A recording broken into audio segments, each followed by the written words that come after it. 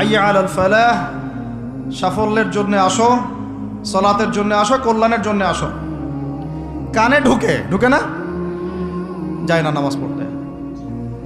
কোরআন, ওই যে বললাম, বাসায়, সবার বাসায় কোরআন আছে।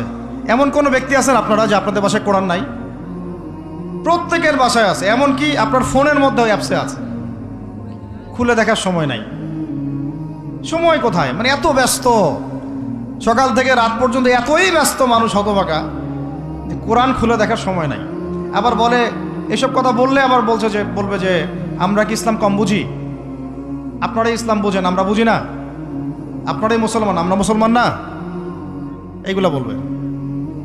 উমর রাদিয়াল্লাহু আনহু ঠিকই বলেছিলেন আজকে থেকে এই 1400 বছর আগে, যে ইসলাম ধ্বংস হবে যখন দেখবা তিনটা বিষয় সমাজে চলছে। এক, দল্লাতুল আলেম, আলেমরা যখন পথভ্রষ্ট হয়ে